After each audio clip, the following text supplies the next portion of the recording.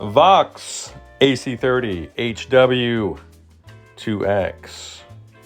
What do you get when you get a hand-wired Vox AC30 that has some power options and a gain boost on the top boost channel? Well, that's about as much fun as you could have with your clothes on. I do welcome you guys back for another quick episode. We're going to find out why this tone pup keeps on popping fuses. It's popping the mains. You could probably guess why. But we're going to find out for certain. We have a little bit of cleanup to do, a little bit of maintenance to do on this girl. So sit back, strap in for a quickie. Bye-bye.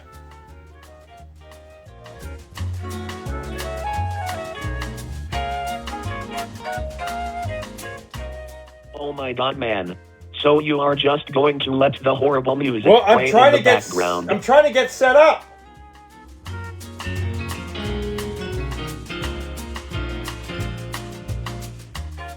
Well, good morning, you guys. It's a hazy and overcast day here in Southern California. And I'm sitting in front of a Vox AC30HW2X. What is it? Well, it's a hand-wired AC30 that has two power options. There's a 30-watt mode and a 15-watt mode. Amp seems pretty well constructed. However, it did blow the mains fuse. So we're looking at power entry. There are a bevy of other fuses, pardon me. There's a bevy of other fuses on the opposite end of this chassis that we're not going to be concerned with at the moment. So I'm suspecting, and by the way, this amp does not have a standby switch, so it seems like somebody was listening or too lazy to drill another hole in the chassis where they just decided to relent and admit that, you know what, it's got an indirectly heated complement of tubes here. We don't need a standby switch, so let's just use it for a half power option. And that tells you everything you need to know. Now I'm suspecting this GZ34 has gone to the wayside. So what am I going to do? I have it on a current limited supply. I'm taking my BK1655, which is my isolated variable power supply, and I'm going to wind it down to, let's see, 80 volts AC. And then we're going to slowly bring it up, and we're going to observe the indicator there. That's set to display voltage. When we see a short occurring, I'm expecting to see the needle move towards zero. The less volts you see there indicates you have an excessive draw of current. And remember that they're inversely proportional, so as current climbs, your voltage should decrease, and will. So let's keep an eye on this GZ34 that was made apparently with a glass stamped with 6L6, but it is indeed, now that's an etching into the glass. That's not the actual silk screening on the other side, which does indicate that this is a GZ34. So let me move this thing over there. I'll spare you guys the creaky camera mount noises. Hang on. All right, so this is our guy here in the center of the shot. This is our guy.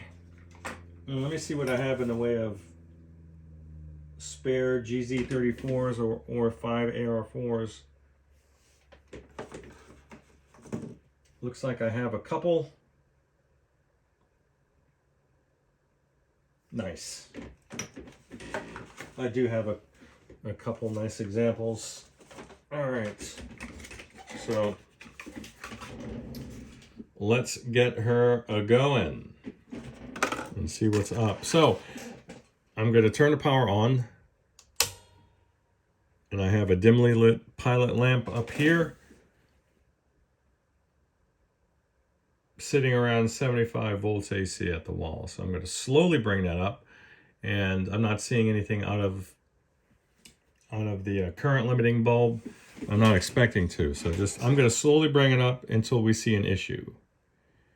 So I'll bring up to 85.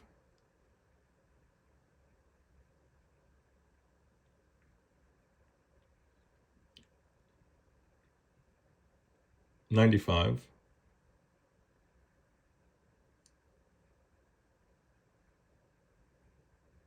Oh, here we go.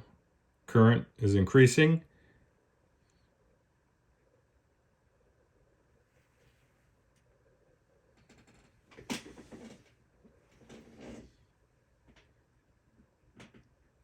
I have a healthy glow on that bulb there.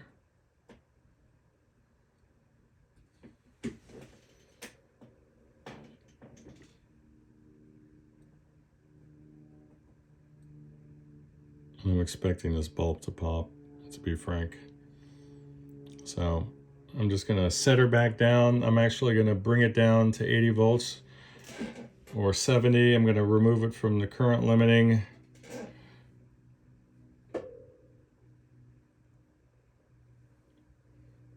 I'm gonna bring her back up until we see a sign,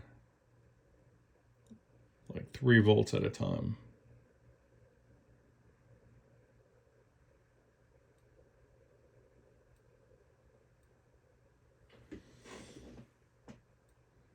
There's no red plating on any of the EL84s. The silk screening looks nice.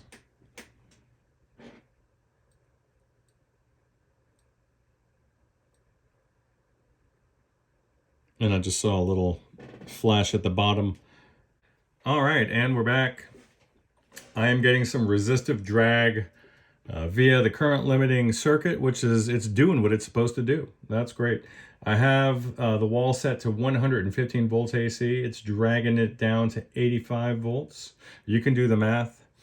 I'm gonna go ahead and remove it from the current limiting circuit, and let's observe and listen for any extraneous noises in the background as well. So you guys stand by. 3, 2, 1. Full power. Awesome. We're only losing 5 volts AC from the wall. There's just an incredibly small amount of noise from having the channel volumes cranked up along with the treble.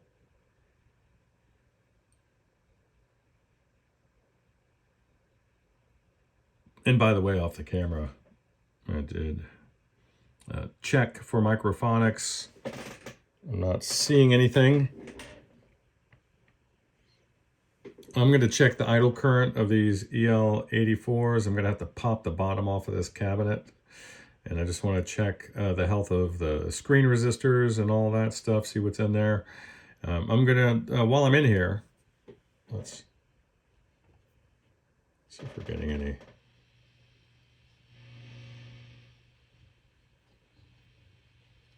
Nice. Nice. We have quiet controls. I was expecting worse, to be honest with you, given the amount of dust I'm seeing on the control panel.